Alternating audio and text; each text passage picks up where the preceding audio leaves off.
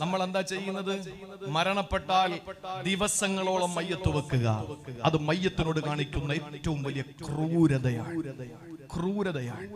അത് നാട്ടിലെ വിപ്ലവകരമായ ഒരു മാറ്റം ഉണ്ടാക്കാൻ ആരും ശ്രമിക്കരുത്.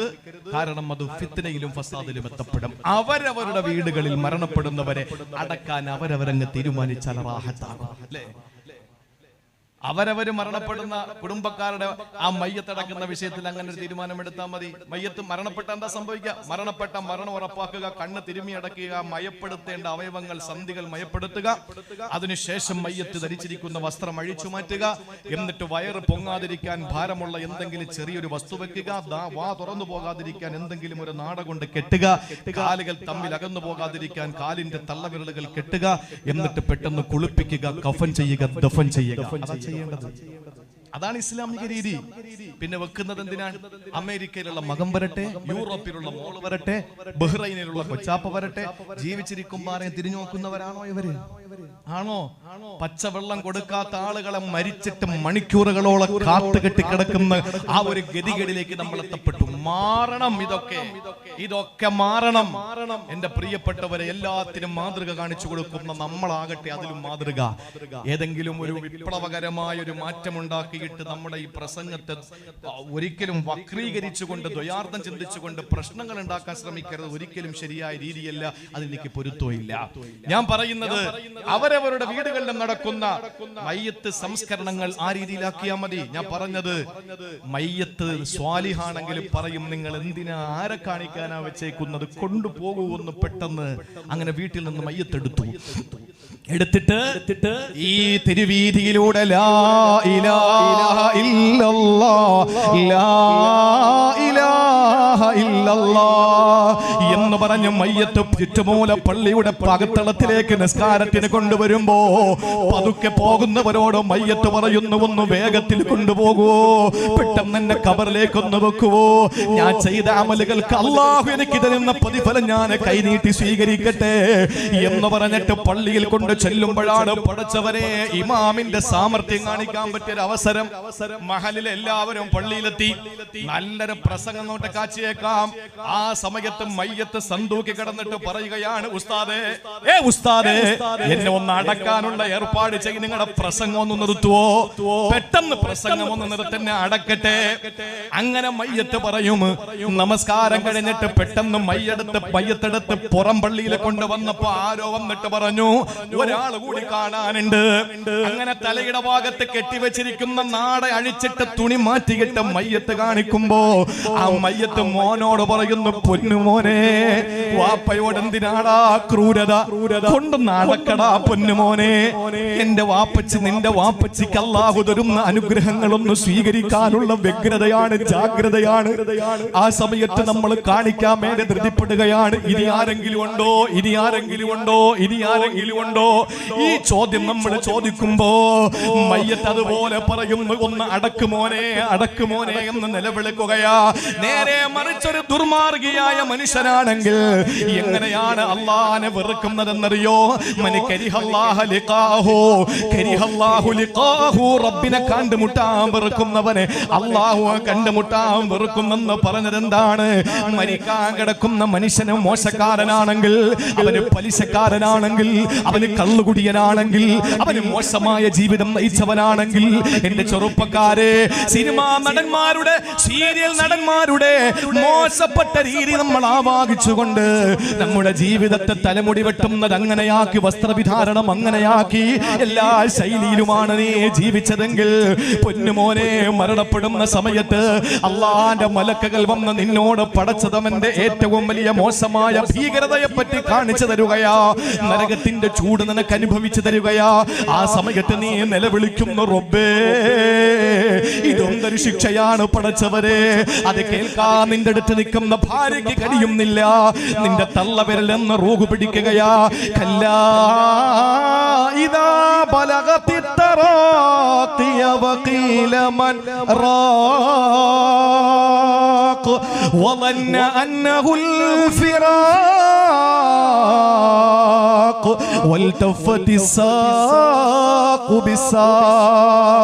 അല്ലാഹു പറയുകയാണ്, കല്ലാ, നീ ഉദ്ദേശിക്കും പോലെ അല്ലടാ കാര്യങ്ങൾ. ഇദാ ബലഗത്തി തറാഖിയ വഖീല മൻ റാഖ്. നീ മരിക്കാൻ നേരത്ത് റൂഹ് തൊണ്ടക്കുഴിയിലെത്തുമ്പോ നിന്റെ കാലുകൾ കാലുകൾ ഇങ്ങനെ പരസ്പരം കൂട്ടിപ്പിണയുന്ന സമയമുണ്ട് മോനെ. ആ സമയത്ത് നിന്റെ ബന്ധുക്കൾ വിളിച്ചു പറയുന്നത് വഖീല മൻ റാഖ്. എവിടെ റാഖ്? മന്ത്രവാദി എവിടെ? ഇഞ്ചക്ഷൻ എടുക്കുന്നവരെവിടെ? ആംബുലൻസ് വിളിക്കുന്നവരെവിടെ? ഒന്ന് നൂലോതി കെട്ടാൻ ആരാവുള്ളത്? ഒന്ന് വെള്ളമോതി കൊടുക്കാൻ ആരാവുള്ളത്? ആരാണ് പെട്ടെന്ന് ദേഹത്തെ ഒന്ന് ആശുപത്രിയിൽ കൊണ്ടുപോകാനുള്ളത്? ആരാണ് പെട്ടെന്ന് വണ്ടിയെടുക്കൂ? ഇതൊക്കെ വിളിച്ചു പറയുന്ന ടോട്ടലായ പൊതുവേ ഉള്ള ദീർഘമായ ആശയങ്ങളുടെ സംഗ്രഹമാണ് എവിടെ രക്ഷപ്പെടുത്തുന്നവനെന്ന് വിളിക്കുമ്പോ ഈ മനുഷ്യനറിയാം ഇത് ഒടുക്കത്തെ യാത്രയാണ്, അള്ളാഹുവിനെ കണ്ടുമുട്ടാനുള്ള യാത്രയാണെന്ന് തിരിച്ചറിയുന്നു. ആ സമയത്ത് ഭീകരമായ കാഴ്ചകൾ അവന്റെ മുന്നിൽ കാണിച്ചു കൊടുക്കുമ്പോ അവൻ അള്ളാഹുവേ നിന്നെ കാണാൻ എനിക്ക് പേടിയാണെന്ന് പറയുന്നു. അള്ളാഹുവിനോ കാണുന്നതിനെ കണ്ടുമുട്ടുന്നതിനെ വെറുക്കുന്നു. അതുകൊണ്ട് അള്ളാഹു അവനെ കാണാൻ വെറുക്കുന്നു. ആ മയ്യത്തിനെ ചുമന്നുകൊണ്ട് പോകുമ്പോ ചോദിക്കും, എങ്ങോട്ട് കൊണ്ടുപോകുന്നു? പതുക്കെ പോ. വീട്ടിൽ ചോദിക്കുന്നു, ഇനി ആരെങ്കിലും കാണാനുണ്ടോ? അപ്പൊ ഈ മരിക്കാൻ കിടക്കുന്ന ആള് പറയാ, കാണാനില്ലെങ്കിലും കുറച്ചേരം അവിടെ വെച്ചേക്ക്, കാരണം അങ്ങോട്ട് പോയാൽ തുടങ്ങും ഇടി. ഇല്ലേ? ഇടയ്ക്ക് ആരോ മരണപ്പെട്ടപ്പോ പറഞ്ഞിട്ട് ഒരാള് പറഞ്ഞതാണ്, അള്ളാഹു ഖബർ വിശാലാക്കി കൊടുക്കട്ടെ. യഥാർത്ഥത്തിൽ അങ്ങനെ ദുആ കിട്ടേണ്ട ഒരാളല്ല. അപ്പൊ കാര്യം ചോദിച്ചവൻ പറഞ്ഞു, മലക്കുകൾക്ക് നല്ല വിശാലമായിട്ട് നിന്ന് ഇടിക്കാമല്ലോ എന്നാ. എന്റെ പ്രിയപ്പെട്ട സഹോദരങ്ങളെ, അവർക്ക് ഇടിക്കാനുള്ള സൗകര്യം നമ്മൾ ചെയ്തു കൊടുക്കണ്ട. നമ്മൾ അവിടെ പോയാൽ അനുഭവിക്കുന്ന ദുരവസ്ഥകളെ പറ്റിയിട്ട് മോശം ബോധ്യം വന്ന ഒരാള് വീണ്ടും ഒന്ന് പെൻഡിങ്ങിലാക്കാൻ വേണ്ടി ആഗ്രഹിക്കും. മയ്യത്ത് കൊണ്ട് പള്ളിയിൽ വെച്ചാൽ ഉസ്താദെ ഇഷ്ടംപോലെ പ്രസംഗിച്ചോ, മൊത്തത്തിൽ ഓതിയിട്ട് അർത്ഥം പറഞ്ഞു, എന്നാലും കുഴപ്പമില്ല, ഇപ്പോഴൊന്നും വിടരുതാരെയും. കാരണം ഇവരെ വിട്ടാൽ ഇവരെന്നെ കുഴിയിലാക്കിയാൽ ഇഷ്ടം പോലെ കിടി കിട്ടും. അപ്പൊ ഏറ്റവും കൂടുതൽ ആഗ്രഹിക്കുന്നത് പോകാതിരിക്കാനാണ്. അല്ലാഹുവും കരിഹല്ലാഹു ലിഖാഹു, അവനെ കാണാൻ അല്ലാഹും വെറുക്കാൻ. അതുകൊണ്ട് നമ്മൾ മരിക്കുമ്പോൾ ആഗ്രഹിക്കേണ്ടത് എങ്ങനെയാണ്? എന്റെ റബ്ബിനെ ഇഷ്ടപ്പെടണം, ഞാൻ എന്റെ റബ്ബിനെ ഇഷ്ടപ്പെടുന്നു. ആ അവസ്ഥയിൽ നമുക്ക് മരിക്കണ്ടേ? അതിനെന്താ വേണ്ടത്? ഒറ്റ വഴിയുള്ളൂ. ഖുർആൻ പറഞ്ഞു, ഒരൊറ്റ വഴി. അള്ളാഹു ആ വഴി തിരഞ്ഞെടുക്കാനും സ്വീകരിക്കാനും അള്ളാഹു തൗഫീഖ് തരട്ടെ. വലിയ പ്രയത്നം അല്ലെങ്കിൽ വലിയ സാഹസികത ഒന്നും വേണ്ട. ആ ഒരു നിലയിൽ നമുക്ക് അള്ളാഹുവിനെ ഇഷ്ടപ്പെടുന്ന നിലയിൽ അവനെ കണ്ടുമുട്ടാനുള്ള ഒരൊറ്റ വഴി വിശുദ്ധ ഖുർആൻ പറഞ്ഞു. അതാണ് ഞാൻ തബറുക്കിനു വേണ്ടി ആമുഖമായി ഓതി വെച്ച ആയത്ത്. എന്താണ് അള്ളാഹു പറഞ്ഞത്? ഒരൊറ്റ വഴി നമ്മൾ തിരഞ്ഞെടുക്കുമെങ്കിൽ ഇൻഷാ അല്ലാഹ് അള്ളാഹു തൗഫീഖ് തരട്ടെ. അള്ളാഹു നമുക്ക് തൗഫീഖ് നൽകി അനുഗ്രഹിക്കുമാറാവട്ടെ. നിങ്ങൾ എന്താ ഈ പിണങ്ങിയിരിക്കുന്നത്? നിങ്ങൾ ഇരിക്കണ കോവിഡൊക്കെ ഞാനാ പരത്തിയെന്ന് തോന്നുന്നില്ല. ഒന്നാമീൻ പറയും, അള്ളാഹു നമുക്ക് അതിനുള്ള തൗഫീഖ് തരട്ടെ. അവനെ ഇഷ്ടപ്പെടുന്ന നിലയിൽ മരിക്കാൻ അള്ളാഹു തൗഫീഖ് തരട്ടെ. അതിന് ഒറ്റ വഴിയേ ഉള്ളൂ. അത് അള്ളാഹ് തന്നെ പഠിപ്പിച്ചു. എന്താണ്? ഖുൽ, നബി അങ്ങ് പറയും, പറഞ്ഞു കൊടുക്ക്, നിങ്ങൾ അള്ളാഹനെ ഇഷ്ടപ്പെടുന്നെങ്കിൽ, അങ്ങനെയാണല്ലോ മരിക്കേണ്ടത്. അള്ളാഹനെ ഇഷ്ടപ്പെടുന്നെങ്കിൽ എന്താണ് നിങ്ങൾക്കുള്ള വഴി എന്നറിയോ? നബിയെ അങ്ങ് പറഞ്ഞു കൊടുക്കുക, ഫത്തബിഊനി, എന്നെ പിൻപറ്റാ പറയൂ നബിയെ. വ്യക്തി ജീവിതമാണെങ്കിൽ, കുടുംബ ജീവിതമാണെങ്കിൽ, സാംസ്കാരിക ജീവിതമാണെങ്കിൽ, സാമൂഹ്യ ജീവിതമാണെങ്കിലും, രാഷ്ട്രീയ ജീവിതമാണെങ്കിലും, ഏത് ജീവിതമാണെങ്കിൽ, അടുക്കള മുതൽ അന്താരാഷ്ട്രം വരെ, കുറ്റിച്ചൂല് പിടിക്കുന്നത് മുതൽ സിംഹാസനത്തിലിരുന്ന് ചെങ്കോല് പിടിക്കുന്നത് വരെ, അധികാരത്തിന്റെ ഇന്ദ്രപ്രസ്ഥത്തിൽ ഇരിക്കുന്നത് മുതൽ ബാത്റൂമിൽ ഇരിക്കുന്നത് വരെ, തുപ്പുന്നത് മുതൽ നമ്മുടെ ജീവിതത്തിലെ ഏറ്റവും വലിയ പ്രവർത്തനങ്ങൾ വരെ എങ്ങനെയാകണമെന്ന് നമുക്ക് പഠിപ്പിച്ചു തന്നതാരാ? പ്രാക്ടിക്കലായി നമുക്ക് കാണിച്ചു തന്നതാരാ? ലോകത്ത് നമുക്ക് നമ്മുടെ ജീവിതത്തിന്റെ സർവസ്വമായി മാറിയ എല്ലാം നമുക്ക് പഠിപ്പിച്ചു തന്ന നമ്മുടെ നായകൻ നബി മുഹമ്മദ് മുസ്തഫ സല്ലല്ലാഹു അലൈഹി വസല്ലമ തങ്ങളെ പിൻപറ്റലല്ലാതെ വേറെ മാർഗങ്ങളില്ല. അതുകൊണ്ട് ചെറുപ്പക്കാരോടായി എനിക്ക് പറയാനുള്ളത്, എന്റെ ചെറുപ്പക്കാരെ, ചോരപ്പിളപ്പിന്റെ പ്രായമാണ്, ചോരപ്പിളപ്പിന്റെ പ്രായമാണ്. രക്തം ഇങ്ങനെ സിരകളിലൂടെ ചുടുനിണങ്ങൾ ഇങ്ങനെ തീവ്രമായ നിലയിൽ ഓടിക്കൊണ്ടിരിക്കുന്ന സമയമാ. നിങ്ങളുടെ തീവ്രത കാണിക്കേണ്ടത് ഇസ്ലാമിന്റെ സംസ്ഥാപനത്തിന് വേണ്ടിയാകട്ടെ, നിങ്ങളുടെ തീവ്രത കാണിക്കേണ്ടത് ഇസ്ലാമിന്റെ ഉന്നതിക്ക് വേണ്ടിയാകട്ടെ. എന്റെ ചെറുപ്പക്കാര് പാൻപരാഗിന് അടിമപ്പെട്ടു പോകല്ലേ, അതുപോലെ ഹാൻസിന് അടിമപ്പെട്ടു പോകല്ലേ, മദ്യത്തിനും മദിരാശിമാർക്കും അടിമപ്പെട്ടു പോകല്ലേ, അതുപോലെ തന്നെ ഒരിക്കലും നമ്മുടെ ജീവിതത്തിൽ പാടില്ലാത്ത പ്രവർത്തനങ്ങളെ കൊണ്ടുവരല്ലേ. ജീവിതത്തിൽ മുടിവെട്ടുന്നതിന് പോലും ഹബീബായ നബി തങ്ങളെ മാതൃകയാക്കാൻ നമുക്ക് കഴിയണം. എന്റെ പ്രിയപ്പെട്ടവരെ, മുടിവെട്ടാതെ ഭ്രാന്തന്മാരെ പോലെ നടന്ന ഒരു മനുഷ്യനുണ്ടായിരുന്നു. അങ്ങനെ നിങ്ങൾക്കും വേണമെങ്കിലാകാം, പക്ഷെ ആ പേരിലാകണമെന്ന് മാത്രമേ ഉള്ളൂ. അല്ലാതെ ഫുട്ബോൾ താരത്തിന്റെ, വോളിബോൾ താരത്തിന്റെ, ക്രിക്കറ്റ് താരത്തിന്റെ, സീരിയൽ നടിമാരുടെ, നടന്മാരുടെ, സിനിമാ നടന്മാരുടെ മോഡലിൽ നിങ്ങൾ മുടിവെട്ടാതെ നിങ്ങൾ നടന്നാൽ, നിങ്ങൾ മറ്റുള്ള മോശമായ പ്രവർത്തനങ്ങളിലൂടെ നടന്ന പൊന്നുമോനെ, പടച്ചവനെ നിങ്ങൾക്ക് നല്ല പോലെ കാണാൻ പറ്റൂല. അന്ന് പ്രസംഗിക്കാൻ പ്രഭാഷകരുണ്ടാവൂല, സംഘടിപ്പിക്കാൻ സംഘാടകരുണ്ടാവൂല, നിങ്ങളെ സഹായിക്കാൻ ലോകപ്പരി ശക്തികളും വരൂല. അതുകൊണ്ട് നിങ്ങൾ ചെയ്യേണ്ടത് ഇപ്പൊ റസൂലുള്ളാഹിനെ പിൻപറ്റലാണ്. എവിടെയാണ് ഒരു സഹാബി, ആ സഹാബിയുടെ ശിരസിൽ റസൂലുള്ള ഇങ്ങനെ അങ്ങ് തലോടുകയുണ്ടായി.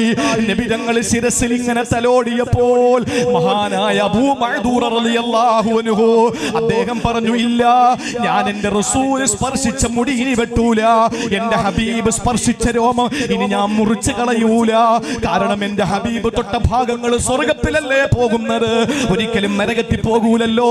അതുകൊണ്ട് ഞാൻ ഇനി മുടി വെട്ടൂല എന്ന് പറഞ്ഞ് മുടി ഭ്രാന്തന്മാരെ പോലെ നീട്ടി വളർത്തിയ അബൂ മഅ്ദൂർ റളിയല്ലാഹു തആല പ്രണയത്തിന്റെ പേരിലാ, പിൻപറ്റലിന്റെ പേരിലാ. അതുകൊണ്ട് പ്രിയപ്പെട്ടവരെ, നമുക്ക് പിൻപറ്റാ. എന്റെ സഹോദരിമാരോട് ഞാൻ പറയുകയാ, നിങ്ങൾക്കും റസൂലുള്ളാഹിയിൽ മാതൃകയുണ്ട്. ഒരു പെണ്ണായ സഹജമായി നിങ്ങൾക്കൊരു സംശയമുണ്ടാകാം, ഒരു സ്ത്രീയായ എനിക്ക് എങ്ങനെയാണ് എന്റെ ഹബീബിൽ മാതൃക വരുന്നത്, ഒരു പെണ്ണായ എനിക്ക് എങ്ങനെയാണ് എന്റെ റസൂലിൽ മാതൃക വരുന്നത്. അതുകൊണ്ടാണ് ആയിഷ ബീവി റളിയല്ലാഹു അൻഹയുടെ പ്രായം മുതൽ അങ്ങ് സഫിയ റളിയല്ലാഹു അൻഹയുടെ, സൗദ റളിയല്ലാഹു അൻഹയുടെ പ്രായം വരെയുള്ള വ്യത്യസ്തമായ പ്രായത്തിലുള്ള നിരവധി ഭാര്യമാരെ അല്ലാഹുവിന്റെ ഹബീബ് വിവാഹം കഴിച്ചത് എന്തിന്റെ പേരിലാ? ഇന്ന് പാശ്ചാത്യം പറയുന്നത് പോലെ റസൂലുള്ള സ്ത്രീലംബടനായത് കൊണ്ടല്ല. വിവരദോഷികളായ പാശ്ചാത്യന്റെ കറുത്ത വെള്ള പേപ്പറിലെ കറുത്ത മഷികൾ കൊണ്ട് എഴുതപ്പെട്ട, കറുത്ത കരങ്ങൾ പ്രവർത്തിച്ച, കറുത്ത ഹൃദയമുള്ള പാശ്ചാത്യന്റെ എഴുത്തിൽ എന്റെ ഹബീബ് സ്ത്രീലംബടനാണെന്ന് എഴുതി പിടിപ്പിച്ചപ്പോ കേരളത്തിൽ തന്നെ പല പ്രമുഖന്മാരും റസൂലുള്ളാഹിനെ ആക്ഷേപിക്കുമ്പോ അവരൊക്കെ ആക്ഷേപിച്ചോട്ടെ.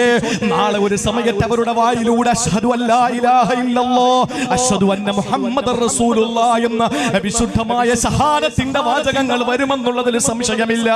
എന്ന് കളിയാക്കിയവര് അല്ലാഹുവിന്റെ ഹബീബിനെ വാരിപ്പുണർന്നവരാ. ഈ വോണ്ടർട്ടിലിയെ പോലെ, ഹീദർ മാത്യൂസിനെ പോലെ, കേസീസ് ക്ലേയെ പോലെ, അതുപോലെ യൂസുഫുൽ ഇസ്ലാമിനെ പോലെ അദ്ദേഹം കാച്ചീവനായിരുന്നല്ലോ. കമലാസുര എന്ന മാധവിക്കുട്ടിയെ പോലെ ഇസ്ലാമിനെ വാരിപ്പുണർന്ന എപ്രായിരക്കണക്കിന് വിശുദ്ധരന്മാരാ, ചിന്തകന്മാരാ, എഴുത്തുകാരാ, കവികളാ, തത്വജ്ഞാനികളാ, ഇവരെല്ലാം ഹബീബിനെ വിമർശിച്ചവരായിരുന്നല്ലോ. ഫിത്ന എന്ന സിനിമ ഇറക്കിയിട്ട് അതിന് വെള്ളവും വളവും കൊടുത്തിട്ട് അള്ളാന്റെ ഹബീബിനെ പറ്റി മോശമായി എഴുതിയ ആള്. പ്രതികരണങ്ങൾ ഉണ്ടായപ്പോൾ, പ്രതിഷേധങ്ങൾ ഇങ്ങനെ വന്നപ്പോൾ എന്തുകൊണ്ട് ഇങ്ങനെ പ്രതിഷേധിക്കുന്നു എന്ന് ചിന്തിച്ചോ. ആ സമയത്ത് റസൂലുള്ളാഹിനെ പറ്റി പഠിക്കാൻ തീരുമാനിച്ചു. അങ്ങനെ റസൂലുള്ളാഹിനെ പറ്റി പഠിച്ചപ്പോൾ അറിയാതെ അവർ പറഞ്ഞു പോയി, അശ്ഹദു അല്ലാ ഇലാഹ ഇല്ലല്ലാഹ് വഅശ്ഹദു അന്ന മുഹമ്മദർ റസൂലുള്ളാഹ്. എന്നിട്ട് അദ്ദേഹത്തിന്റെ വികാരം അടങ്ങുന്നില്ല. ഹൃദയം ഇങ്ങനെ പടയ്ക്കുകയാ, നെഞ്ചകം ഇങ്ങനെ തുടിക്കുകയാ. അദ്ദേഹം ഇവിടെ നിന്ന് കയറി എങ്ങോട്ടാ? ഹബീബായ നബി കിടക്കുന്ന മദീനത്തുൻ നബവിയിലെ ഖുബ്ബത്തുൽ ഖളറാഇന്റെ മുന്നിൽ ചെന്നിട്ട് പറഞ്ഞു, യാ റസൂലല്ലാഹ് ഖുദ് ബിയദി യാ ഹബീബല്ലാഹ് ഖുദ് ബിയദി, എന്റെ കൈയൊന്ന് പിടിക്കൂ നബിയേ, എന്ന് ഒന്ന് ചേർത്ത് നിർത്തു നബിയേ എന്ന് പറഞ്ഞിട്ട് അല്ലാഹുവിന്റെ ഹബീബിന്റെ മുമ്പിൽ ചെന്ന് ഹബീബായ നബി തങ്ങളോട് നേരിട്ട് സലാം ചൊല്ലിയിട്ട് അല്ലാഹുവിന്റെ ഹബീബിനോട് പൊരുത്തം ചോദിച്ചിട്ട് മടങ്ങി വന്നു. പള്ളികളുടെ മിനാരങ്ങളൊക്കെ വലിയ പ്രശ്നമാണെന്ന് പറഞ്ഞു നടക്കുന്ന ആളുകള് അവസാനം ഇന്ന് ഇസ്ലാമിലേക്ക് വന്നിട്ട് ഇന്ത്യ രാജ്യത്തെ അല്ലെങ്കിൽ പാശ്ചാത്യ ലോകത്തെ അല്ലെങ്കിൽ ലോകത്തിലെ ഏറ്റവും വലിയ മിനാരമുള്ള പള്ളി വെച്ച് കൊടുക്കാൻ നടക്കുകയാ. ഇസ്ലാമിനെതിരെ എന്തെല്ലാം ആക്ഷേപങ്ങൾ പറഞ്ഞിട്ടുള്ളവരും ആക്ഷേപങ്ങൾ തെറ്റായിരുന്നു എന്ന് സമ്മതിച്ചിട്ട് ഇസ്ലാമിനെ വാരിപ്പുണർന്ന ചരിത്രം ഇന്നലെ സാക്ഷിയാ, വർത്തമാനകാല സാക്ഷിയാ, ഇൻഷാ അല്ലാഹ് ഭാവിയും സാക്ഷിയാ. ഞാൻ പറഞ്ഞു വന്നത് നബി തങ്ങളുടെ പ്രിയപ്പെട്ട ഭാര്യമാരെ പറ്റി വിമർശിക്കുന്നവരോട് ആക്ഷേപിക്കുന്നവരോട് പറയാനുള്ളത് എന്തുകൊണ്ടെന്നറിയോ? എന്റെ റസൂലുള്ള പ്രായം കുറഞ്ഞ ആയിഷയെ വിവാഹം കഴിച്ചതെന്തിനാ? പ്രായം കൂടിയ സൗദയെ വിവാഹം കഴിച്ചതെന്തിനാ? വേറൊന്നിനുമല്ല. ഓരോ പ്രായത്തിലുള്ള സ്ത്രീകൾക്ക് ആ പ്രായത്തിലുള്ള സ്ത്രീകളാകുന്ന ഉമ്മഹാത്തുൽ മുഅ്മിനീങ്ങളാകുന്ന മഹിളാരത്നങ്ങളുടെ പാരമ്പര്യം അത് ജീവിതത്തിൽ പ്രാവർത്തികമാക്കാൻ വേണ്ടിയായിരുന്നു. അങ്ങനെയാണ് വിവിധ പ്രായത്തിലുള്ള ഭാര്യമാരെ വിവാഹം കഴിച്ചത്. അവരുടെ ചാപല്യങ്ങൾ, അവരുടെ വികാരങ്ങൾ, അവരുടെ വിചാരങ്ങൾ ഇതെല്ലാം ഇന്നത്തെ ഉമ്മത്തിലെ സ്ത്രീകൾക്ക് മാതൃകയാണ്. ആ മാതൃകയാകാൻ വേണ്ടിയിട്ടാണ് പല രീതിയിലുള്ള പല പ്രായത്തിലുള്ള സ്ത്രീകളെ വിവാഹം കഴിച്ചത്. അത് സമ്മതിക്കുന്നുണ്ട് ഇന്ന് ലോകം. നിങ്ങൾ ആലോചിച്ചു നോക്കൂ എന്റെ പ്രിയപ്പെട്ടവരെ, നമുക്ക് നമ്മുടെ ഹബീബിനെ പിൻപറ്റാം. ഫത്തബിഊനി, നമ്മുടെ ഹബീബിനെ പിൻപറ്റുക. ഞാൻ ദീർഘമായി പ്രസംഗിക്കുന്നില്ല. അള്ളാഹു നമുക്ക് ചിന്തിക്കാനുള്ള തൗഫീക്ക് നൽകി അനുഗ്രഹിക്കുമാറാവട്ടെ. ഇനി ആകെ നമുക്ക് അനുവദിച്ചിട്ടുള്ള 3/4 മണിക്കൂറാ. അതിനിടയിൽ ദുആയും നടക്കണം, ബാക്കി കാര്യവും പറയണം. അള്ളാഹു നമ്മുടെ ജീവിതം നന്നാക്കി തരട്ടെ. അള്ളാഹു നമ്മുടെ ജീവിതം നന്നാക്കി തരട്ടെ. ദുആക്ക് ഇജാബത്തുള്ള മണ്ണാണ്, ദുആക്ക് ഇജാബത്തുള്ള നാടാണ്. അള്ളാഹു അത് എന്നും ഈ പ്രശസ്തി അള്ളാഹു അതിന്റെ കൊടുമുടിയിൽ എത്തിക്കുമാറാവട്ടെ. എന്റെ പ്രിയ സഹോദരങ്ങളെ, അതുകൊണ്ട് അള്ളാഹുവിനെ ഇഷ്ടപ്പെടാൻ നബിതങ്ങളുടെ ഇത്തിബാഅ് സുന്നത്ത് നമുക്ക് മുറുകെ പിടിക്കാം. എന്തിലാ മാതൃകയില്ലാത്തത്? അല്ലേ? നമ്മുടെ ഇതിന്റെ മുഖ്യ പ്രവർത്തകനായ റമീസ് എന്നല്ലേ അദ്ദേഹം പറഞ്ഞു, അദ്ദേഹം കശാപ്പ് നടത്തുന്ന ആളല്ലേ? ലോകത്ത് കശാപ്പ് നടത്തുന്ന ആളുകൾക്ക് റസൂലുള്ള മാതൃകയാണ്. ഒരു ദിവസം ആടിനെ ഉരിച്ചുകൊണ്ട് നിൽക്കുന്ന ഒരു സഹാബി, അതിന്റെ തോല് നീങ്ങുന്നില്ല, അതിന്റെ തോല് മാംസത്തിൽ നിന്ന് വിട്ടുമാറുന്നില്ല. നബി തങ്ങൾ ഇങ്ങോട്ട് വന്നിട്ട് തന്റെ ജുബ്ബ കമീസ് അതങ്ങോട്ട് മാറ്റിയിട്ട് ആ സഹാബിയോട് പറഞ്ഞു, ഇതാ നോക്കിക്കോളാൻ പറഞ്ഞു. എന്നിട്ട് വലത് കൈ ആ മാംസത്തിന്റെയും തോലിന്റെയും ഇടയിലേക്കിട്ട് മുന്നിലോട്ടും പിന്നിലേക്കും വീശിയപ്പോൾ ആ തുകൽ ഉരിഞ്ഞു വന്നു എന്ന് ചരിത്രം രേഖപ്പെടുത്തുന്നു. ഇവിടത്തെ കശാപ്പുകാർക്ക് മാതൃകയാണ് നബി മുഹമ്മദ് മുസ്തഫ. ഇന്നിപ്പോ ഓരോന്ന് ഞങ്ങളുടെ ഹബീബ് ഞങ്ങളെ പഠിപ്പിച്ചത്, ഞങ്ങളുടെ മുത്ത് ഞങ്ങളെ പഠിപ്പിച്ചത് എങ്ങനെ തുപ്പണമെന്നാ ഞങ്ങളെ പഠിപ്പിച്ചത്. മുന്നോട്ടും വലത്തോട്ടും തുപ്പാൻ പാടില്ല, ഇടതുഭാഗത്തും പിൻഭാഗത്തെ തുപ്പാൻ പാടുള്ളൂ എന്ന് ഞങ്ങളെ പഠിപ്പിച്ചത് ഞങ്ങളുടെ നേതാവാ. മറ്റ് സമുദായക്കാർ നിസ്സാരമായി കാണുന്നത് പോലും ഞങ്ങളുടെ ഹബീബ് അത് വലിയ ഇബാദത്തായി ഞങ്ങളെ പഠിപ്പിച്ചു. അത് ഞങ്ങൾ ഇന്നും പ്രാവർത്തികമാക്കിക്കൊണ്ടിരിക്കുന്നു. ലോകത്ത് അങ്ങനെ ഒരു നേതാവ് വേറെ ആരാ ഉള്ളത്? അതുകൊണ്ട് പിൻപറ്റുക, നബിതങ്ങളെ പിൻപറ്റുക. ആ നബിതങ്ങളെ പിൻപറ്റിയാൽ അള്ളാഹുവിനോടുള്ള ഇഷ്ടം നമുക്കുണ്ടാകും. അള്ളാഹു അതിന് തൗഫീക്ക് നൽകി അനുഗ്രഹിക്കുമാറാവട്ടെ. അതുകൊണ്ട് ഒരു ദുആ എന്റെ പ്രിയപ്പെട്ട രക്ഷകർത്താക്കൾക്ക്, നിങ്ങളുടെ ഭക്ഷണം തന്ന് നിങ്ങളുടെ പൈസ തന്ന് ഞാൻ ആദ്യമായിട്ട് ഞാൻ തുറന്നു പറയുന്ന ആളാ. എനിക്ക് അതിന്റെ പേരിൽ എന്തൊക്കെ തകർന്നാലും എന്തൊക്കെ എനിക്കതൊരു പ്രശ്നമില്ല. അത് ഞാൻ അഹങ്കാരത്തോട് പറയുന്നതല്ല. എന്തോ ഞാൻ അങ്ങനെ ആയിപ്പോയി.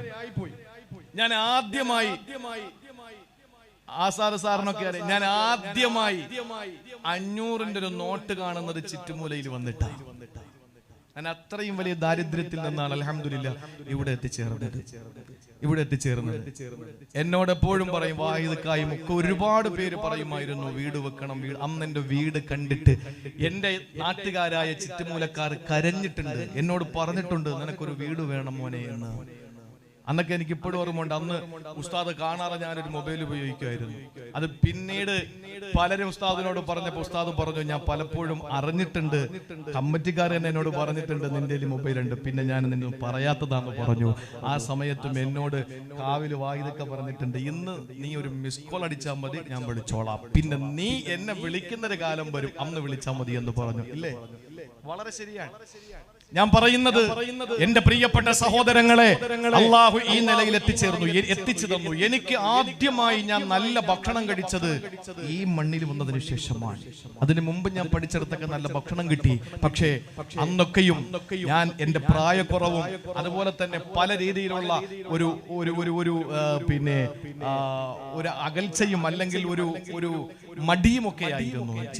ഞാൻ ചടയമംഗലത്തതിന് മുമ്പ് പഠിക്കുമ്പോൾ അബ്ദുൽ ലത്തീഫ് സാറും ഷംസ് സാർ എന്നൊക്കെ പറയുന്ന 2 അധ്യാപകരുടെ വീട്ടിലാണ് ഞാൻ ഭക്ഷണം കഴിച്ചത്. എന്നെ വലിയ ജീവനായിരുന്നു അവർക്ക്. കഴിഞ്ഞ 2-3 ദിവസം മുമ്പ് ഞാനൊരു പരിപാടിക്ക് പോകുമ്പോൾ ആ വീടുകളിൽ പോവുകയും ചെയ്തു. എന്റെ പ്രിയപ്പെട്ടവരെ, നല്ല നിലയിൽ നിങ്ങളൊക്കെ സഹായിച്ചിട്ടുണ്ട്. ഞാൻ പറയുന്നു, നിങ്ങളുടെ ഭക്ഷണം കൊണ്ട്, നിങ്ങൾ തന്ന സൗകര്യം കൊണ്ട് ഞാൻ പഠിച്ചെങ്കിൽ നിങ്ങൾക്ക് ഞാൻ പഠിച്ചതിൽ നിന്നൊരു ദുആ നിങ്ങൾക്ക് ഞാൻ പറഞ്ഞു തരാം. നിങ്ങൾ എഴുതി പഠിക്കും.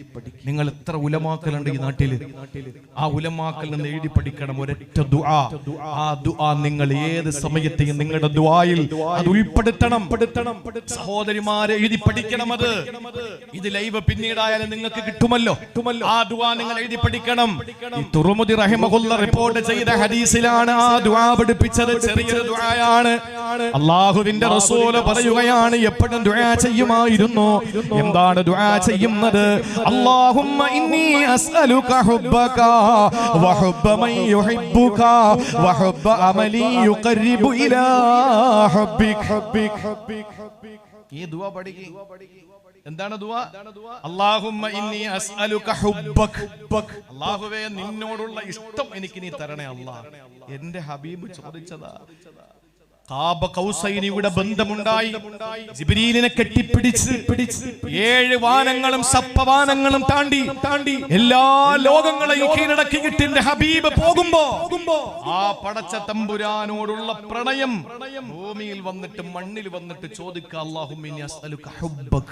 എനിക്ക് വേണ്ടത് നിന്നോടുള്ള പ്രണയമാണ് തമ്പുരാനെ. ബാക്കിയുടെ കേട്ടോ, ബാക്കിയും കേട്ടോ.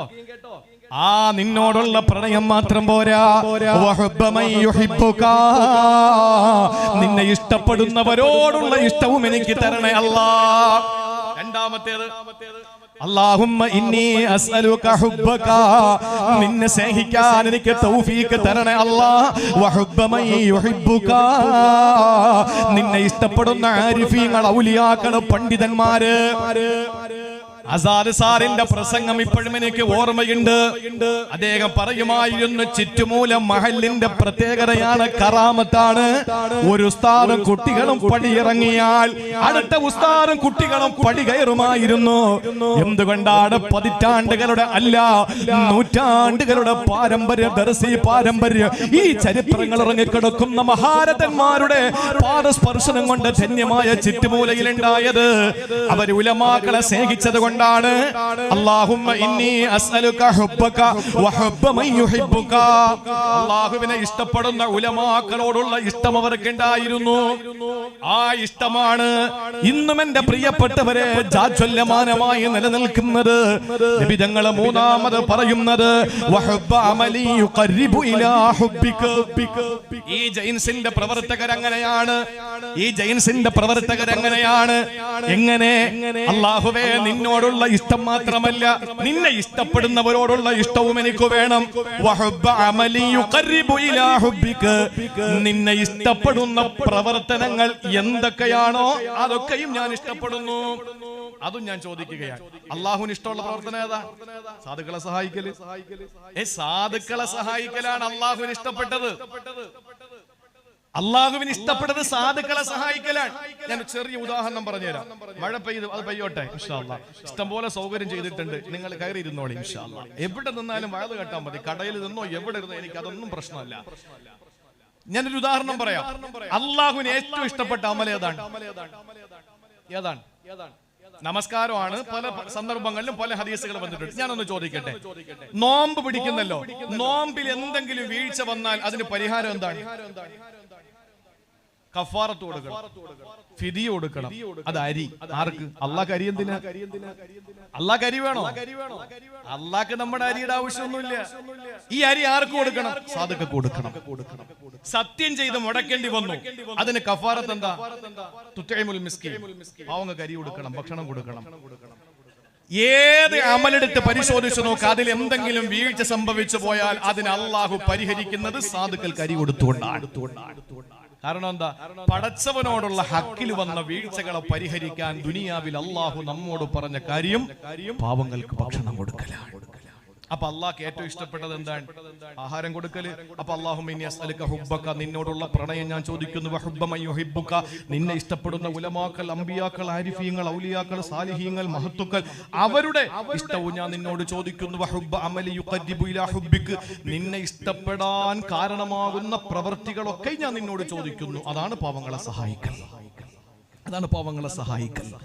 അതുകൊണ്ടാണല്ലോ ദാവൂദ് നബി വിളിച്ചുകൊണ്ട് അല്ലാഹു പറഞ്ഞത്, യാ ദാവൂദ് അൽ മാലു മാലി വൽ ഫുഖറ വഇയാലി വൽ അഗ്നിയ വകലാഇ ഫംബഖില വകലാഇ ല ഇയാലി അദഖതുകും ബബാലി വല ഉബാലി. ദാവൂദ് നബി വിളിച്ചുകൊണ്ട് അല്ലാഹു പറഞ്ഞതാണ്.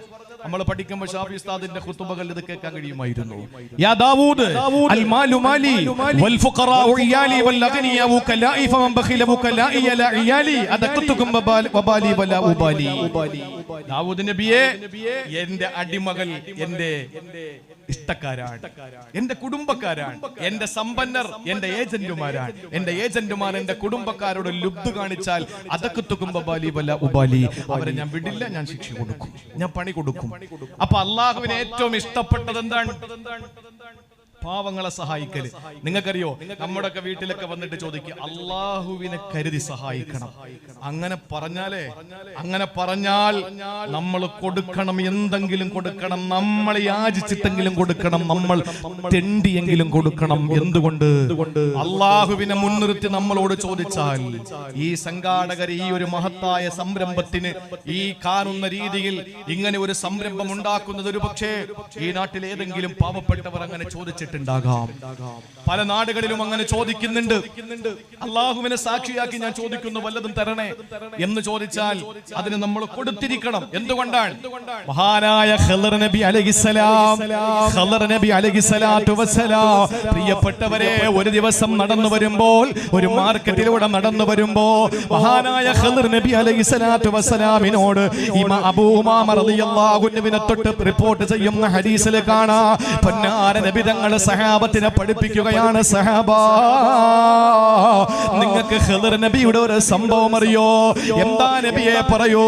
അബൂ ഉമാമ റളിയല്ലാഹു അൻഹു റിപ്പോർട്ട് ചെയ്യുന്ന ഹദീസാണ്.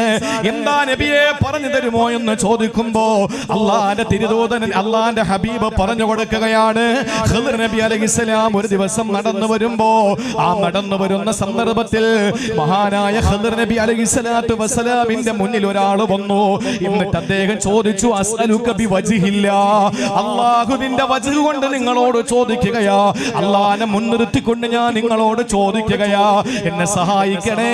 ഞാൻ സ്വാതന്ത്ര്യ പത്രം എഴുതപ്പെട്ട, മോചന പത്രം എഴുതപ്പെട്ട അടിമയാണ്. എന്നെ സഹായിച്ചാൽ ഞാൻ സ്വതന്ത്രനാണ്, അതുകൊണ്ട് എന്നെ സഹായിക്കണേ എന്ന് പറഞ്ഞപ്പോ മഹാനായ ഖളർ നബി അലൈഹിസ്സലാം പറഞ്ഞു, എന്റെ കയ്യിലൊന്നുമില്ലല്ലോ. ആ സമയത്താണ് പറഞ്ഞത്, ഇന്നി അസ്അലുക ബിവജ്ഹില്ലാ, ഞാൻ നിങ്ങളോട് ചോദിക്കുന്നത് അല്ലാഹുവിന്റെ വജ്ഹിനെ കാംക്ഷിച്ചുകൊണ്ടാ, റബ്ബിനെ മുൻനിർത്തിക്കൊണ്ടാ, എന്റെ പടച്ചവനെ സാക്ഷ്യപ്പെടുത്തിക്കൊണ്ട് ഞാൻ ചോദിക്കുകയാണ്, തരണേ എന്ന് പറഞ്ഞപ്പോ മഹാനായ ഖളർ നബി അലൈഹിസ്സലാം പറഞ്ഞതെന്തെന്നറിയോ? ആമന്തു ബില്ലാഹ്, എനിക്ക് എന്റെ റബ്ബിനെ വിശ്വാസമാണ്. മാ ഇൻദി ശൈഉൻ, എന്റെ കയ്യിൽ ഒന്നുമില്ല സഹോദരാ, പക്ഷെ നിങ്ങൾ പറഞ്ഞത് അല്ലാഹുവിനെ സാക്ഷിയാക്കിയാണല്ലോ, അല്ലാഹനെ മുൻനിർത്തി നിങ്ങൾ എന്നോട് ചോദിച്ചല്ലോ, എനിക്ക് തരാതിരിക്കാൻ നിവൃത്തിയില്ല. അതുകൊണ്ട് എനിക്ക് നിങ്ങളോട് പറയാനുള്ളത്, ഒരു നയാ പൈസ എന്റെ കയ്യിലില്ല, പക്ഷെ ഇന്ന് ഞാൻ നിങ്ങളോട് പറയുന്നു, തഅഖുദനി ഫതബീഅനി, നിങ്ങൾ എന്നെ കൊണ്ടുപോയി വിറ്റോ, നിങ്ങൾ എന്നെ കൊണ്ടുപോയി എവിടെ കൊണ്ടുപോകണോ വിറ്റോ, ഏത് മാർക്കറ്റിലും നിങ്ങൾക്ക് കൊണ്ടുപോയി എന്നെ കച്ചവടം ചെയ്യാ, എന്നെ ഒരു അടിമയാക്കി നിങ്ങൾക്ക് വെക്കാ. കാരണം ഞാൻ നിങ്ങളുടെ മുന്നിലെ ഒന്നുമില്ലെന്ന് പറഞ്ഞപ്പോ അല്ലാഹുവിനെ മുൻനിർത്തിയാണ് നിങ്ങൾ ചോദിച്ചതെങ്കിൽ എന്റെ റബ്ബിനെ എനിക്ക് കണ്ടുമുട്ടാൻ എനിക്ക് പേടിയുണ്ട്. അതുകൊണ്ട് ആ മനുഷ്യന്റെ ദാരിദ്ര്യത്തിന്റെ പേരിൽ, ആ മനുഷ്യനെ രക്ഷപ്പെടാനുള്ള മോഹത്തിന്റെ പേരിൽ ഖളർ നബിയുടെ കൈ പിടിക്കുകയാ. അടുത്തിട്ടുള്ള മാർക്കറ്റിൽ ചെന്ന് സഹോദരങ്ങളെ 400 ദിർഹമിന് വിറ്റു. 400 ദിർഹം 400 ദിർഹമിന് വിൽക്കുകയാ. ഖളർ നബി അലൈഹിസ്സലാമിനെ ഒരു സമ്പന്നൻ വാങ്ങി. അയാൾ നല്ല മനുഷ്യനായിരുന്നു. 400 ദിർഹമിന് മാർക്കറ്റിൽ കൊണ്ടുപോയി വിറ്റത് മൂരിയല്ല, കാളയല്ല, പോത്തല്ല, ആടല്ല, മഹാനായ സയ്യിദുനാ മൂസാ നബി അലൈഹിസ്സലാമിനെ സംസ്കാരം പഠിപ്പിച്ച, മര്യാദ പഠിപ്പിച്ച, അദബ് പഠിപ്പിച്ച സയ്യിദുനാ ഖളർ അലൈഹിസ്സലാം 400 ദിർഹമിന് മാർക്കറ്റിൽ വിറ്റു. ഇത് എവിടെയെങ്കിലും സിനിമയുടെ കഥയല്ല, ഇതേതെങ്കിലും സീരിയലിന്റെ ക്ലൈമാക്സ് അല്ല, ഇതേതെങ്കിലും നാടകത്തിന്റെ ഇതിവൃത്തമല്ല. പ്രിയപ്പെട്ടവരെ, അബൂ ഉമാമയെ തൊട്ട് റിപ്പോർട്ട് ചെയ്ത, ഇന്നേ വരെ സത്യത്തിന്റെ ലാഞ്ചനാതരങ്ങളിലും നടന്നു വീണിട്ടില്ലാത്ത ആമിനയുടെ പൊന്നുമോനെ, അബ്ദുള്ളയുടെ തങ്കക്കുടമേ, നമ്മുടെ വികാരമേ, നമ്മുടെ രോമാഞ്ചമേ, നബിയുൽ ഹറമൈനി ഇമാമുൽ ഖിബ്ലതൈനി റൂഹി ഫിദാ അഹ്മദ് മുജ്തബ ത്വാഹ റസൂലുള്ളാഹ്. ഒരിക്കലും കളവ് പറയാത്ത നബി മുഹമ്മദ് മുസ്തഫ, അബൂജഹൽ പോലും സമ്മതിച്ച സത്യസന്ധനായ നബി മുഹമ്മദ് മുസ്തഫ. അതുകൊണ്ട് പ്രവാചക പ്രഭു പറഞ്ഞാൽ കള്ളമില്ല, കാപട്യമില്ല. ആ പ്രവാചകം പഠിപ്പിച്ചു. ഖളർ നബി അലൈഹിസ്സലാമിനെ 400 ദിർഹമിന് വിറ്റു. അങ്ങനെ വിറ്റ് വാങ്ങിയ ആള് വീട്ടിൽ കൊണ്ടുപോയി ജോലിയൊന്നും ചെയ്യിപ്പിച്ചില്ല. ചോദിച്ചു, ഖളർ നബി എന്നെ ജോലി ചെയ്യിപ്പിക്കാത്തതെന്താ? നിങ്ങൾ പ്രായമുള്ള മനുഷ്യനല്ലേ, കണ്ടാ തന്നെ പക്വതയുള്ള നല്ല മനുഷ്യനാണ്, നിങ്ങളെ എങ്ങനെയാണ് ഞാൻ ജോലി ചെയ്യിപ്പിക്കുക? ഇല്ല, നിങ്ങൾ എന്നെ വില കൊടുത്തു വാങ്ങിയതാണ്, നിങ്ങൾ എന്നെ ജോലി ചെയ്യിപ്പിക്കണമെന്ന് പറഞ്ഞു. അവസാനം അവിടെ കിടക്കുന്ന കല്ലുകൾ നീക്കാൻ വേണ്ടി പറഞ്ഞു. അറിയുമോ, 6 പേര് പിടിച്ചാൽ പൊങ്ങാത്ത പാറ മഹാനായ ഖളർ നബി അലൈഹിസ്സലാം ഒറ്റക്കെടുത്ത് മാറ്റുകയാ. അങ്ങനെ അത്ഭുതപ്പെട്ട മനുഷ്യൻ കുറെ നേരം നോക്കിയിരുന്നു. എന്തോ ഒരു അത്ഭുത സിദ്ധിയുള്ള മനുഷ്യനാണെന്ന് ആ യജമാനൻ തീരുമാനിച്ചു, ചിന്തിച്ചു. കുറെ ദിവസങ്ങൾ കഴിഞ്ഞപ്പോൾ അദ്ദേഹത്തിന് പുറത്തേക്ക് പോകേണ്ട ആവശ്യം വന്നു. ചോദിച്ചു, എനിക്ക് എന്തെങ്കിലും ജോലി തന്നിട്ട് പോകുമോ? നിങ്ങൾക്ക് എന്ത് ജോലി തരാനാ? എന്ത് തന്നാലും ഞാനത് അനുസരിച്ചോളാ. ആ സമയത്ത് മഹാനായ ഖളർ നബി അലൈഹിസ്സലാമിന് കൊടുത്ത ജോലി എന്തെന്നറിയോ? ആ കല്ലുകളെടുത്ത് നിങ്ങൾ ഇവിടെ കൊണ്ടുവന്ന് അടുക്കി വെക്കുവോ, ഒന്ന് ക്ലിയർ ആക്കി വെക്കുമോ? സഹോദരങ്ങളെ, ചോദിച്ചു, എന്തിനാണ് വീട് നിർമ്മിക്കാനാ? ആ മനുഷ്യൻ 6 ദിവസങ്ങൾ യാത്ര പോയി. 6 ദിവസങ്ങൾ കഴിഞ്ഞ് മടങ്ങി വന്നപ്പോ സുബ്ഹാനല്ലാഹ്, മനോഹരമായ ഒരു കെട്ടിടം നിർമ്മിച്ച് വെച്ചിരിക്കുകയാ. അല്ലാഹുവിന്റെ സഹായമല്ലേ, പടച്ചവന്റെ സഹായമുണ്ടെങ്കിൽ നമ്മൾ വേറെ ആരെയാ ഭയക്കുക? സഹോദരങ്ങളെ, നല്ല ഒരു വീട് നിർമ്മിച്ചപ്പോൾ, ആ വീട് നിർമ്മാണം കഴിഞ്ഞപ്പോ അത്ഭുതം തോന്നിയിട്ട് സംഭീതനായി, പരിഭ്രമചിത്തനായി, വിഷാദ വിഷണനായി, വ്യാകുല വിഹോലനായി ആ യജമാനൻ ചോദിച്ചു, ഇതെങ്ങനെ സംഭവിച്ചു? അതൊക്കെ ഞാൻ അങ്ങ് ചെയ്തു എന്ന് പറഞ്ഞപ്പോൾ ആ യജമാനൻ ചോദിച്ചു, നിങ്ങളാരാ? അപ്പോൾ ഖളർ നബി പറഞ്ഞു, അതിവിടെ ഒരിക്കലും ഇവിടെ അതിന്റെ പ്രസക്തിയില്ലല്ലോ, അതിവിടെ പ്രസക്തമല്ലല്ലോ. അല്ല, എനിക്കറിയണം നിങ്ങളാരാ. അത് ഞാൻ പറയൂല. ആ സമയത്ത് ആ മനുഷ്യൻ ചോദിക്കുന്നു, അസ്അലുക ബിവജ്ഹില്ലാ, പടച്ചവനെ മുൻനിർത്തി ചോദിക്കുന്നു, നിങ്ങൾ ആരെന്ന് പറ. വീണ്ടും ആ വാക്കങ്ങ് കേട്ടപ്പോ ഖളർ നബി അലൈഹിസ്സലാം പറഞ്ഞത്, വവജ്ഹുല്ലാഹി ഔഖഅനി ഫിൽ ഉബൂദിയ്യാ, ഇതേ വജ്ഹുള്ളയാണ് എന്നെ അടിമയാക്കിയത്. ഇതേ പടച്ചവന്റെ വജ്ഹ് കൊണ്ട് ചോദിച്ചപ്പോഴാ ഞാൻ അടിമയായത്. ആ വജ്ഹ് കൊണ്ട് നിങ്ങൾ വീണ്ടും ചോദിച്ചിരിക്കുന്നു. എനിക്ക് പറയാതിരിക്കാൻ നിവർത്തിയില്ല. അന ഖളർ, ഞാനാണ് ഖളർ. ആ സമയത്ത് അത്ഭുതം തോന്നി അദ്ദേഹം പറഞ്ഞു, മാപ്പാക്കണേ, മാപ്പാക്കണേ, ഞാൻ ആളറിഞ്ഞില്ല, എനിക്ക് പുറത്തു തരണേ എന്ന് പറഞ്ഞ് ഖളർ നബിയെ പറഞ്ഞു വിട്ടു. ഒരു നിമിഷം ഒന്ന് ചിന്തിക്കുക, എത്ര പാവങ്ങളാ നമ്മുടെ മുമ്പിൽ വന്നിട്ട് അല്ലാഹുവിനെ സാക്ഷിയാക്കി ചോദിച്ചത്. ഒരു നേരത്തെ ഭക്ഷണത്തിന് വേണ്ടി ചോദിച്ചത്. ഒരു നേരത്തെ ഭക്ഷണം നന്നായിട്ട് കഴിക്കാൻ കഴിയാത്തവര്, ഒരു മരുന്ന് വാങ്ങി തിന്നാൻ കഴിയാത്തവര്, ഒരു നാണം മറയ്ക്കാൻ ഒരു ഡ്രസ് എടുക്കാൻ കഴിയാത്തവര്, എത്ര പേര് നമ്മുടെ കൈയിൽ മുമ്പിൽ വീട്ടിൽ മുമ്പ് വന്ന് ചോദിച്ചു. ഇതൊക്കെ ഉണ്ടായിട്ട് എന്ത് നേടാനാ? ഇതൊക്കെ ഒരുപാട് സ്വരൂപിച്ചു വെച്ചിട്ട് എന്ത് നമുക്ക് നേടാനാ? കോടീശ്വരന്മാര്, കോടിപതികൾ, ലക്ഷപ്രഭുക്കളൊക്കെ ജീവിച്ചത് ഏതാനും കൊല്ലങ്ങൾ നമ്മൾ കണ്ടില്ലേ? വെറും പാവപ്പെട്ടവനായി ജീവിച്ചല്ലോ. ഒരു നേരത്തെ ഭക്ഷണം കഴിക്കാൻ വകയില്ലാതെ കഷ്ടപ്പെട്ടില്ലേ സഹോദരങ്ങള്? ഒരു സെക്കൻഡ് മതി പ്രിയപ്പെട്ടവരെ, ഒരു സെക്കൻഡ് മതി നമുക്ക് അള്ളാഹു നമ്മുടെ സമ്പത്ത് തിരിച്ചെടുക്കാൻ. അത് തിരിച്ചെടുക്കാതിരിക്കണോ? ഫമൻ ബഖില വകലാഇ അലാ ഇയാലി അദഖതുഹും ബബാലി വലാ ഉബാലി. ഒരിക്കലും നിങ്ങൾ നമ്മുടെ പടച്ചവന്റെ കുടുംബക്കാരെ വേദനിപ്പിക്കരുത്. ഈ നാട്ടിൽ ഏതെങ്കിലും ഒരു പാവപ്പെട്ട പെൺകുട്ടി വിവാഹം കഴിച്ചയക്കപ്പെടാൻ ഭാഗ്യം നിഷേധിക്കപ്പെട്ട് കണ്ണുനീര് കയ്യുമായി കഴിഞ്ഞാൽ ഇവിടെ എത്ര വലിയ തഹജ്ജുദ് നിസ്കരിച്ചാലും, ഇവിടെ എത്ര ളുഹാ നമസ്കരിച്ചാലും, ഇവിടെ എത്ര വലിയ പള്ളികൾ നിർമ്മിച്ചാലും, താജ്മഹൽ അല്ല, കുത്തബ് മിനാർ അല്ല, ചെങ്കോട്ടയല്ല, ഡൽഹി മസ്ജിദ് അല്ല, അങ്ങനത്തെ എത്ര പള്ളികൾ നിർമ്മിച്ചാലും, ആ പള്ളികളിൽ എത്ര ആളുകൾ ജുമാ നമസ്കരിച്ചാലും, എത്ര വലിയ ഖുദ്സിന്റെ മോചനം പോലെ നമ്മൾ നമ്മുടെ നാടുകളെ മോചിപ്പിച്ചെടുത്താലും, എന്റെ പ്രിയപ്പെട്ടവരെ, ജീവിതത്തിൽ നമുക്ക് അല്ലാഹുവിന്റെ അടിമകളായ സാധുക്കളെ സഹായിക്കാതിരുന്നാൽ അല്ലാഹു നമ്മുടെ അമലുകൾ ഒന്നും നാളെ സ്വീകരിച്ചെന്ന് വരൂല. അതുകൊണ്ടാണ് പടച്ചവൻ നാളെ ചോദിക്കുന്നത്, നിനക്ക് ഒരുപാട് അമലുകളൊക്കെ ഉണ്ട് ശരിയാ, പക്ഷെ ഞാൻ പട്ടിണി കിടന്നപ്പോ നീ എന്തെനിക്ക് ഒരു നുള്ളു ഭക്ഷണം തരാത്തത്?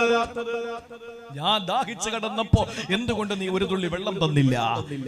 ഞാൻ നാണം മറയ്ക്കാൻ കഴിയാതെ കിടന്നപ്പോ എന്തുകൊണ്ട് എനിക്ക് നീ ഒരു തുണി വാങ്ങി തന്നില്ല? അല്ലാഹുവേ, നീ റബ്ബുൽ ആലമീനാണ്, ഇതൊക്കെ നിനക്കുണ്ടോ? അപ്പൊ പറഞ്ഞത്, നിന്റെ വീടിന്റെ അപ്പുറത്തും ഇപ്പുറത്തും ആളുകൾ പട്ടിണി കിടന്നപ്പോ നീ സഹായിച്ചിരുന്നെങ്കിൽ നിനക്ക് എന്നെ അവിടെ എത്തിക്കാൻ കഴിയുമായിരുന്നല്ലോ.